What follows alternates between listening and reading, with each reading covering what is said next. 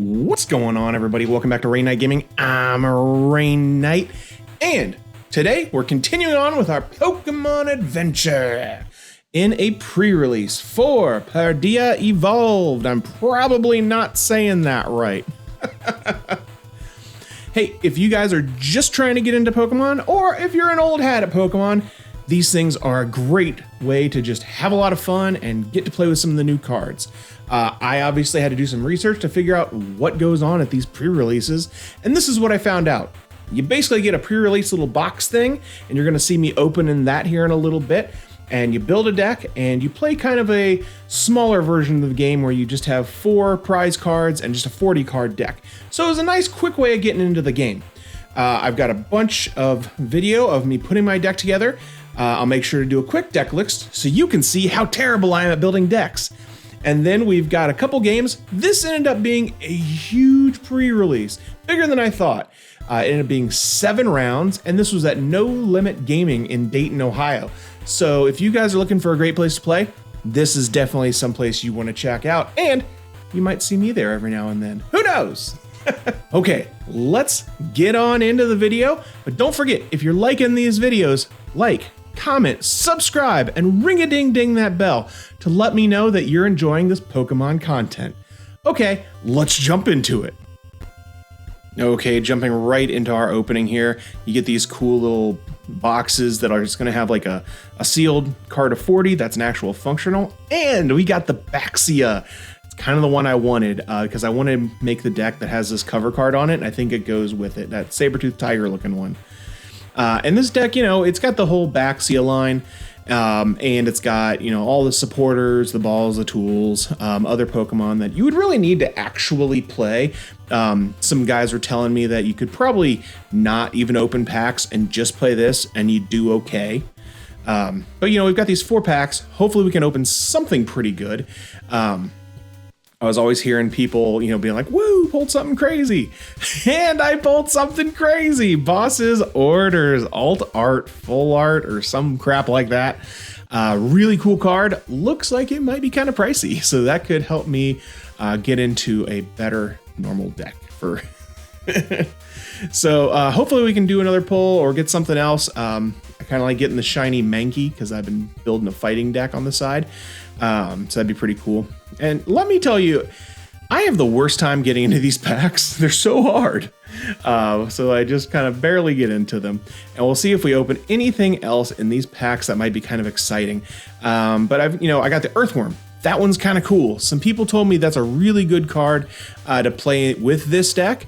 I don't get how. So we're gonna play it and we'll see what happens. Hopefully it's pretty good. In this last pack, we'll see if we open anything else good. I don't think we will. And so we're just gonna get right into the deck profile. See you in a second. Getting right into it, we've got the 2 Backsteel. Backsteel is kind of like your bread and butter big boss dude. Then we're playing 2 of his rank 1 and then his basic. Playing at 3. It's just what came with the deck. You probably want to bump those up if you're playing this exact deck. Then we got 4 Murkrow. I should have used the Flamingo because I heard the United Wing thing is actually a lot better than I used. Then I got 1 of the Oathworm, which everyone was telling me was really good with this deck, but I didn't really understand how to use it. And those are all my Pokemon for this right there. We go into some tools here. We've got something to help us get some more energy. You know, it's kind of whatever. This card was kind of meh. We got some Pokeballs. We've got Great Ball, Net Ball, and Ultra Ball. Ultra Ball is probably the better of them, and that would be something you'd want to play in 4, but we just didn't open any. Great Ball is okay, but I don't think it's going to be in an actual meta deck or a deck that I use. We did have our 1 big opening, Boss's Order. People were wanting to buy that off me. Then we got 1 Youngster, 1, however you say that guy's name, another way to say that guy's name, Professor's Research, which is really nice, and then just some more search cards. So we actually had a lot of supporter cards, which was really good. We did get 1 Jet Energy, which was really cool. Probably want to run more of that if I could because it was helpful. And then I play 5 of the basic energy just for the Murkrow. And then I just finished off the rest with water energy. That is the whole deck. Okay, let's get into the games.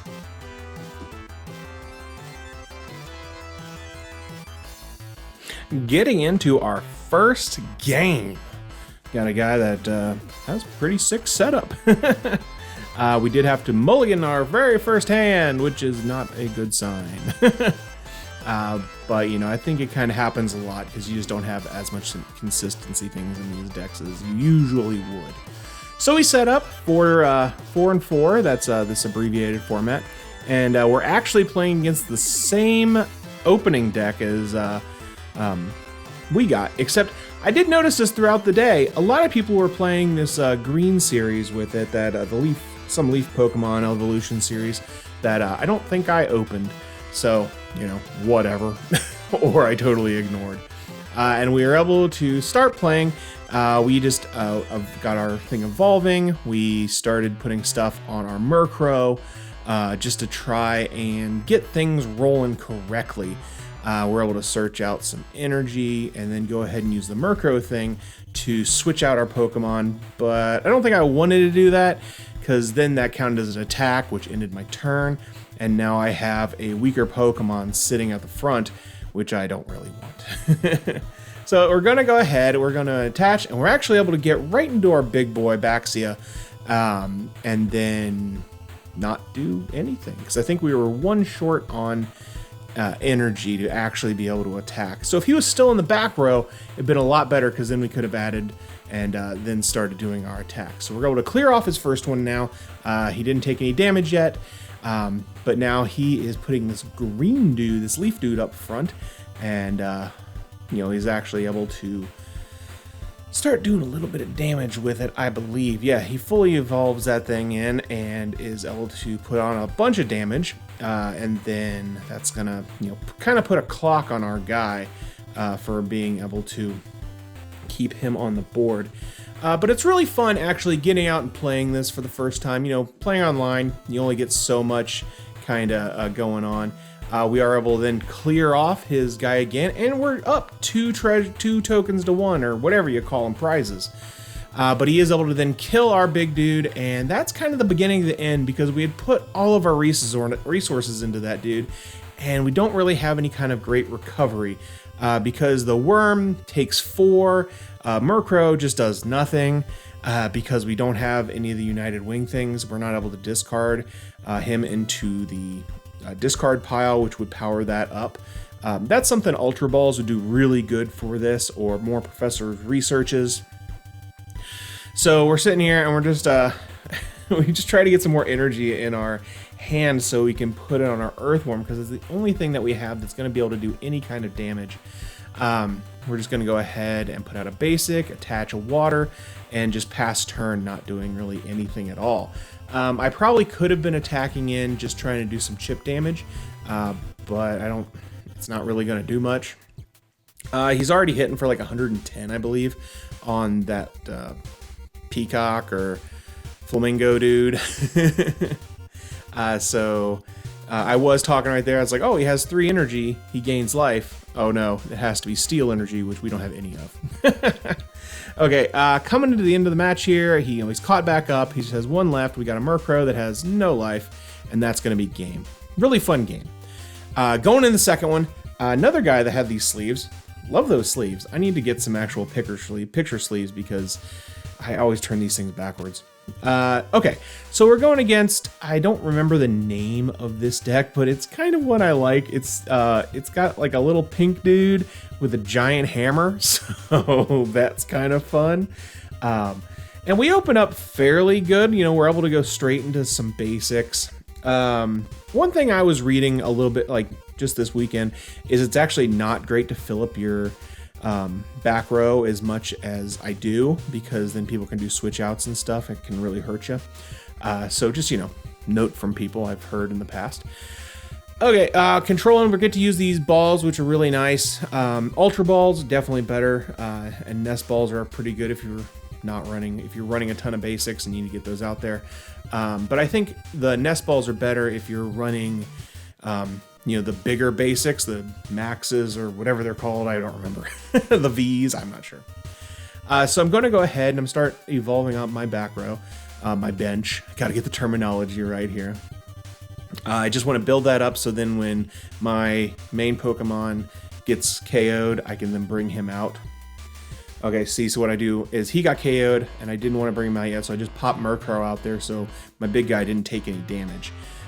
So when my Murkrow does get damaged, I can bring him out right now. So now I've got a heavy hitter on the field, and he's got all the energy he needs. Go ahead and KO his Pokemon. Only problem is, though, he has one ready just to KO me, and we lose that round 2. Round 3, we're going again. We are at table 500 here. We're right near the Junior League. So that's not good for the old psyche.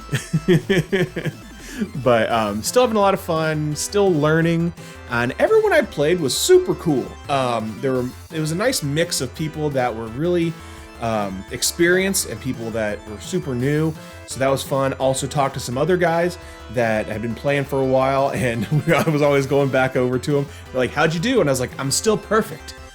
0." So a lot of fun. Shout out to all the people at this event. Very cool people, very fun, really welcoming environment. So if you guys are near that No Limit Gaming, definitely check it out.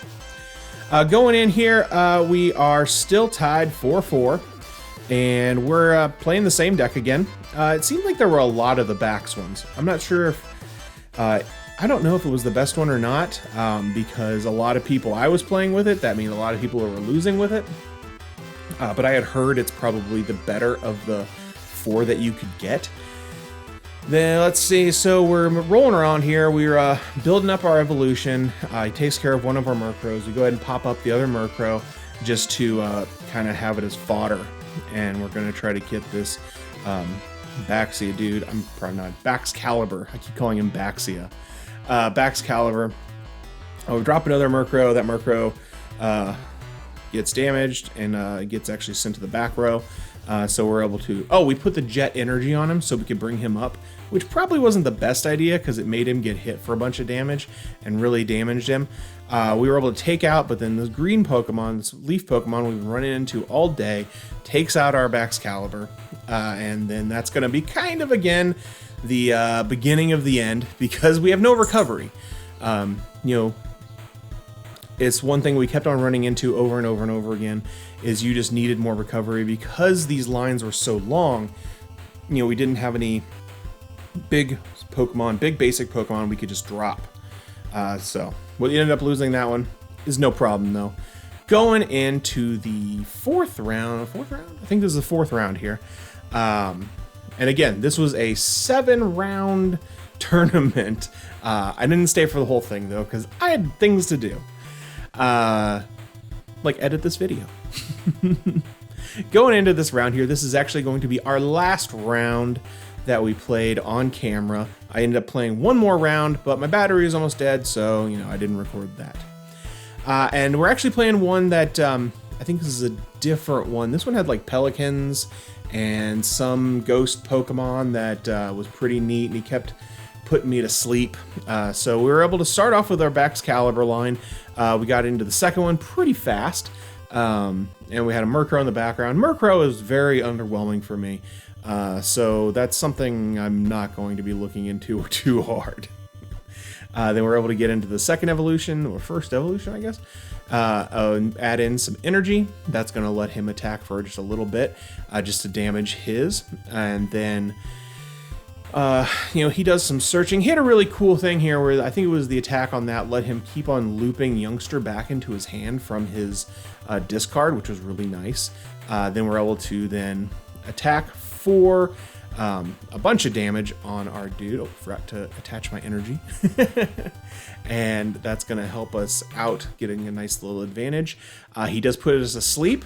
I did ask about what am I supposed to do for tokens for a sleep. I just had these little tokens, and he said you usually turn them sideways, and that counts as a sleep. So let me know in the comments if you know of any tokens or the exact ruling on how you're supposed to position your Pokemon when they've got that kind of status effect.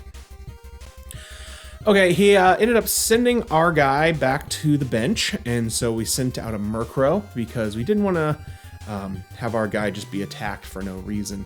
One thing I did find out is if you send him to the back row, then the status effect goes away, which is pretty cool. So we're able to bring him back out here and do a little bit of searching, and we're going to be able to swing in for some more damage. So we go through our supporters. We actually had a lot of supporters, which was really cool. So we take out his leaf Pokemon, and you know, this guy has some cool effects, but I really didn't use any of his effects other than him attacking for damage. I think in other decks it would be better than it is just him. So he brings out his little shadowy looking dude with gem eyes and puts me back to sleep. The jerk. And I could not roll an even number to save my life. So we kept on rolling odds and he kept on being asleep. And meanwhile, he's just swinging into that Pokemon. And finally, I wake up. I go ahead and do a little bit of work trying to, you know, get some things going. I switch him out. I don't know why I switched him out. I just decided to. And go ahead and swing out, get some more damage. I'm down to 1. Hopefully, I can unasleep myself so I can kill his Pokemon and get going. He does kill it, but we're going to be able to swing in, kill his. That's game. We are able to take down at least 1 dub. We did play a 5th, and we lost that one too. But it was a ton of fun because we stayed for 3 rounds. We actually got 2 more packs, which is really nice. And again, I have the worst time in the world actually trying to open these packs. But I'll give you a heads up.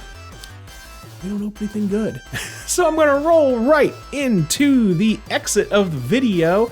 Hopefully you guys are liking these videos and I'm enjoying making these Pokemon-oriented videos. Tell me what you guys want to see. I do want to focus a lot on the online platform. That's going to be a lot of fun. And I'm also looking to finish off my first deck, the dog dude. I'm trying to remember what his name is. Let me look here.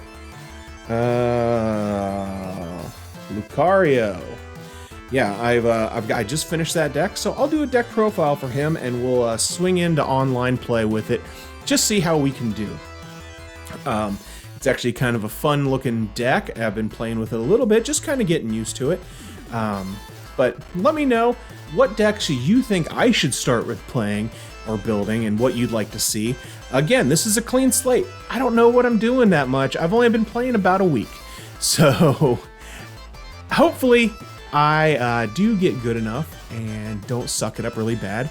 I do want to play on some more online tournaments and in-person tournaments, try to get some dubs. But that's going to be it from me, guys. Hopefully you're enjoying the series, and I've said that a bunch of times, so I'm getting out of here. I'm Rainnite. This has been Rainnite Gaming. I'll see you in the next one. See ya.